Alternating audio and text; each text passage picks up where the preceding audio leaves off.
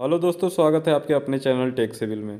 दोस्तों, आज के इम्पोर्टेंट टॉपिक में मैं यहाँ पे बताऊँगा आपको कि हम जब इलेक्ट्रिक प्लम्बिंग का अपने घर में कटिंग करते हैं तो हमें किन बातों का ध्यान रखना होता है।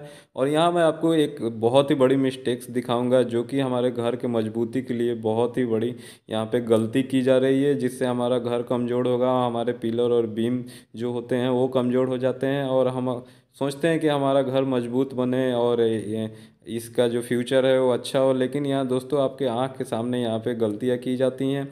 पहले दोस्तों क्या है कि हम 9 इंची या 6 इंची का दीवार अपने घर में यूज करते थे, लेकिन अक्सर अब 4 इंच का दीवार यूज किया जाता है। और उसमें जो बोर्ड लगाना है या फिर कटिंग करना है तो इलेक्ट्रिक का कटिंग करने के बाद या प्लम्बिंग का कटिंग करने के बाद हमारा वहाँ पे मजबूती मिल नहीं पाती है और हमारा जो ईंट है वो आर पार दिखने लगता है। यहाँ और भी आप मिस्टेक्स देख रहे हैं, जैसे कॉलम और बीम को यहाँ पे काट दिया जाता है इलेक्ट्रीशियन या प्लम्बर के द्वारा। दोस्तों, सबसे बड़ी यहाँ पे गलती ये होती है कि हमें ये इलेक्ट्रिक या प्लम्बिंग का काम करने से पहले या घर का दीवार खड़ी या पिलर खड़े करने से पहले हमें हमारे पास प्लम्बिंग और इलेक्ट्रिक का प्लानिंग होनी चाहिए। हमारे पास प्लानिंग कोई रहता नहीं है और पहले हम अपना कॉलम और बीम कास्ट कर लेते हैं, बनवा लेते हैं, फिर हम दीवार भी खड़ी कर लेते हैं।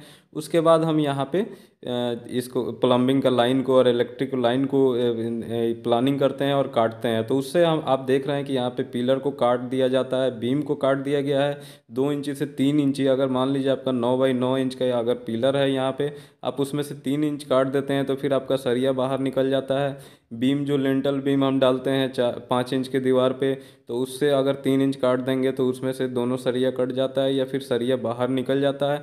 जैसा आप पिलर में यहाँ पे देख रहे हैं कि सरिया यहाँ बाहर निकल गया है। दोस्तों, अगर ये आउटर दीवार में हम कटिंग करके और सरिया बाहर निकाल देते हैं और बाद में हम उसे प्लास्टर कर भी लेते हैं, अगर मैं हमारा जो प्लास्टर का मटेरियल होता है उससे हम छपाई भी कर देते हैं, लेकिन जब बारिश या और भी किसी नमी की वजह से उस पर पानी पड़ेगा तो धीरे धीरे उसमें हमारे सरिये पे रस्ट लगेगा, जो कि पूरे जितने भी सरिया होंगे हमारे पिलर और बीम में पूरा जंग खा जाएगा। और बाद में हमारे वहाँ उस जगह पे धीरे धीरे क्रैक आएगा। क्रैक आने से बाद में हमारा वहाँ का जो आरसीसी मटेरियल है, यानी जो हमारा ऊपर का लेयर है, वो गिरना स्टार्ट हो जाएगा और इस तरह हमारा जो पिलर और जो बीम है, जो हमारा स्ट्रक्चर है, वो धीरे धीरे कमज़ोर हो जाता है। तो दोस्तों, हमें इससे बचने के लिए हमें करना ये चाहिए कि हमारे पास पहले से पूरी प्लानिंग होनी चाहिए।